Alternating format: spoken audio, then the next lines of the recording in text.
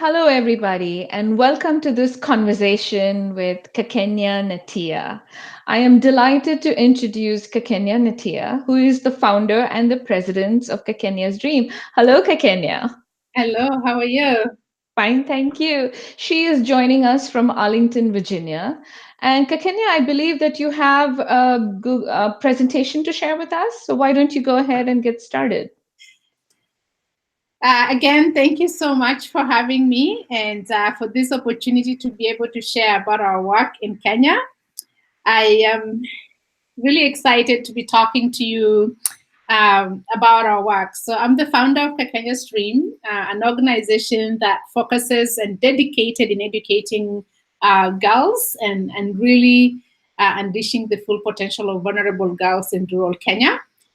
We work to eradicate female genital cutting and early forced marriages. Our community where we work, which is southwestern of Kenya, near the Masai Mara, if you've been to Kenya, the majority of the community members are Masais.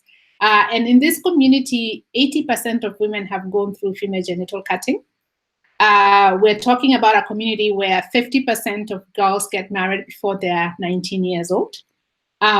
We have about 17% girls transitioning to secondary school, and literally about 2% continue to post-secondary education. So girls' education is not something that is very valued in our community, but boys are actually, the norm is that boys are educated to be leaders and to be the carrier on of traditions and everything. So we are really trying to change that norm and bring the normalcy that it's okay for girls to go to school and it's okay for them to achieve their full potential, and that the idea that they go through female genital cutting when they're 13 or 14 and get married is not what we want for our girls. They have potential and they can contribute to our society to the fullest. So we are there to create a place that enables the girls to thrive and to really help the community accept girls. The way we do this is through a boarding school, which is where girls are put in school to really not just to educate them, but to really fully meet their needs through basic needs from uniform, clothes, food, giving teachers an opportunity to be able to believe that the girl who comes there, she's not going to be married and she's not going to go through FGM, that she is a leader just the way the boys would be a leader. We take the girls through the primary school and then we send our girls to high school. And we have about 200 girls that we have supported in the high school. The girls is through giving them scholarships, it's through giving them mentorship, it's through helping them choose the right careers, because as I said, only 17% of the girls go to high school. And so most of them drop out at those ages to get married. And we want to be there to ensure that our girls transition to higher education. I am happy to tell you that the girls who started with us, our oldest girls are now in university, and we are staying on with them until they really fully are empowered to contribute to society just as equal as boys. One of the programs that I've really been excited, and it's really through the funding of Dining for Women, we have a training program which we call the Health and Leadership Training. This real program is really targeting boys and girls that do not come into our school. So we bring girls into our school for a period of 1 week during the holiday, and we train them on critical information. Health is really encompassing the effects of the harmful practices of FGM. We talk about coming of age. In the society, it's really kind of a taboo to even talk about menstruation, periods, and girls have no place to really understand what it is to come of age. So in that health causes, we also talk about sexual transmitted diseases. We tackle every single health component of that. The leadership component is really about knowing your rights. It's about knowing that as a child, I have a right to be in school, and knowing what law protects you, and I can stand and demand my own rights. The training has been very helpful for us. We have reached over 12,000 boys and girls. And I want to thank Dining for Women. When they gave us our first grant in 2014, they challenged us. And really what they said is that, great, you're educating boys, you're empowering girls, you're doing all this self-defense with the girls, but what about boys? So we were tasked, because one of the things that we really learned is listening to our funders, listening to our community, and really wanting to meet the need where it is. So we started having training programs for boys, and the boys have been very critical now, because we've opened the space for them also to, we're challenging the norm that tells the boys that to be a masculine Moe, you just have to wait for to be served by a woman. The roles for girls is to go to the river. But now we're changing that for them to accept to accept girls in the classroom, to understand that they're sisters of theirs, that they're equally important in the society. These have really helped us. We have gone far. We have, playing where boys are part of the trainings and the girls, and it's just been for us an eye-opening. This year, with the funding that we are receiving from Dining for Women, is we are really changing the way we deliver our trainings. Our trainings have been, we show up for a week, we do a training, and then we move on. But we've realized that we have to really dig deep. And we have to really meet the needs of every single kid. And you can't just do a 1 week training to be able to tackle those really deep cultural issues. So we are working with schools, enabling to work with the teachers in schools, working with the parents in the schools, working with boys clubs and and girls clubs after school, really working in the school within a period of a year, so that when we move into another school, they're able to really own it and carry on these trainings. Just to give you a short story about Lynn, who came into our program in 2015. When she came to one of our week-long training, she was just finishing 7th grade. And when she was finishing, she was in the process, her family were already getting ready to put her to go through FGM. But through the trainings, after the training, she said, this is what is happening to me. I am going to be subjected to female genital cutting. I need help, and I need to stand without going through FGM. I want to continue with school. And so that we stepped in and really provided her scholarship to go to a boarding school. We were able to give her counseling. We were able to give her the space. And we worked with the parents to be able to understand that she needs to thrive, she needs to be a girl, and she needs to continue with her education. Her story has really been changing. She's very active in our health and leadership training. She is in high school now, and she just reminds me and she makes me hopeful about where we're going and what happens when we truly create this space where girls can be girls and we believe in them. And I know her life, Lynn is a leader in my community. Our children's are going to be different.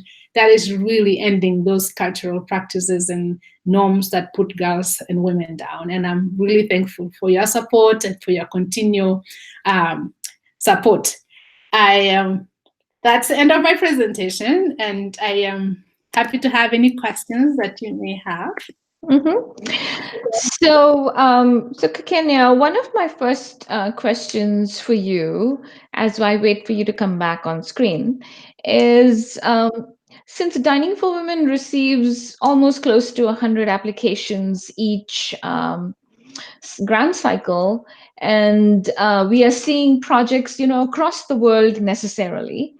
The one thing that all of us have noticed is that a lot of the projects that come out of the continent of Africa do mention boarding schools for girls, but that's not necessarily the formula either in Asia or in Latin America. So, explain to us the cultural context and the necessity for a boarding school.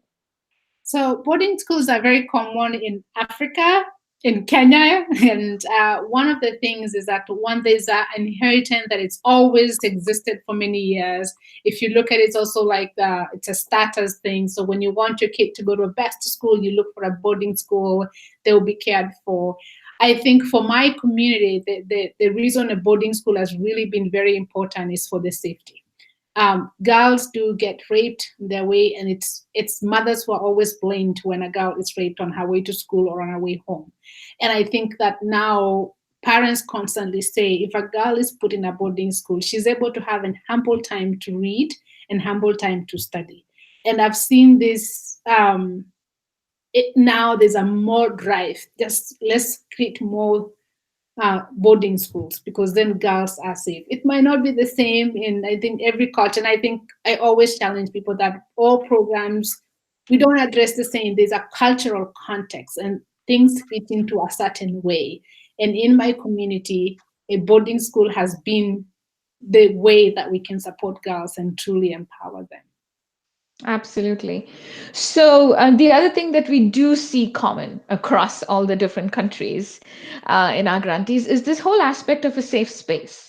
Whether that safe space is being offered, every day after school, or whether the safe space is being offered maybe at certain times during the school year, but a place where girls can develop leadership and where they can talk about certain intimate issues, it seems to be so necessary for developing their leadership. So, can you talk about your community outreach, because you have really grown that part of your program?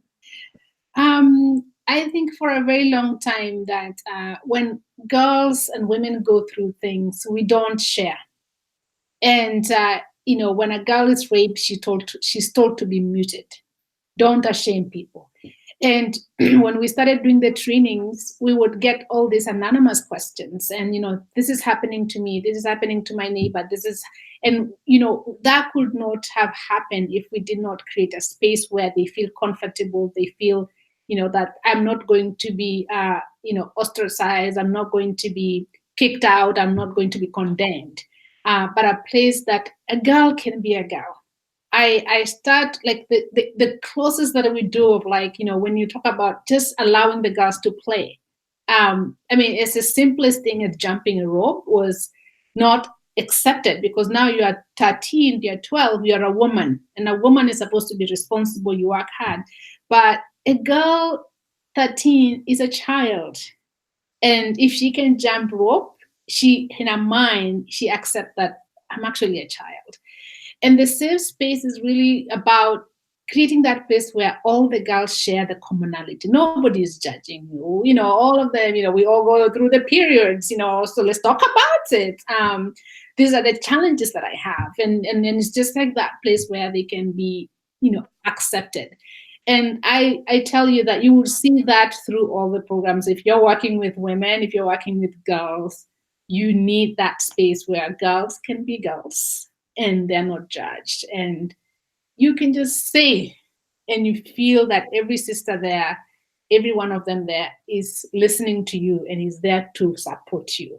And boarding school is great, but clubs, the health and leadership trainings we are doing, going out and just having those circles of girls, it's critical. It's critical. Yeah. Absolutely. Can you address some of the broader issues of your community? How you are negotiating the Maasai culture, and getting your grandmothers on board, getting the mothers and the uncles and the aunts and the parents and everybody to kind of buy into all of it and the successes you've had? So I went into my community because I grew up there. I went through FGM. I was supposed to be married, and there's that expectation that this is the line of girls. This is what they are supposed to be. And many NGOs that have worked on issues that we work on, and when you talk about FGM, the only thing they're saying, you're ending our culture. So, and I use education as really the entrance to the community. And everybody wants to be educated, and everybody, it's like a common language. Everybody kind of understands what education is. And education, for me, there's the importance of actually the classroom education, but the outside education. Let's talk about what FGM is. And FGM is that they have seen mothers die while giving birth. Why did that happen? It's because they could not dilate when they were giving birth, and they start connecting those things. And when you talk about when a girl is having a child at 13, what happens? We have girls who have fistula, and you start linking those. And to me, it's really, when you talk about FGM, it's not about telling people, let's end FGM. It's about let's end the effects that affect our young women and girls. Let's talk about early marriages. What does that do to the body of a young girl? And when you start talking to parents about your daughter is the one who's going to go through it changes that perception. And when they start seeing the girl is doing well in school, she's happy, she can speak up, they start just saying, if I do FGM, the girl is going to drop out of school, she's going to get married, and this is the possibility of her side effects and things. So you really have to play with the mind of showing what it is an education can do to a girl. We've bring grandmothers that, we've done this culture for many years. What are you telling us? Parents, fathers are saying this will make the girls misbehave. And I said, no, just send them to school and let's see how it goes. And now they're looking at the girls. They're most very respectful, doing very well in school. When school is closing, they're not even chasing them. Go wash the dishes. The girls are just doing the work that they're being responsible. And I think to me is that some of these cultural and norms that have been there for centuries, the way we really start tackling them is bringing people on board. Let's listen to what are their fears? What are they thinking? And really bringing them into the solution making. So I brought the grandmother, I said, what is your strength? You tell stories. I want you to come and tell the stories to my girls. I want you to have that connection because that's how we transition our cultural from one generation to one generation. And let's leave those things that don't add any value. And trust me, no father, no mother, and no grandmother wants to hurt their daughter.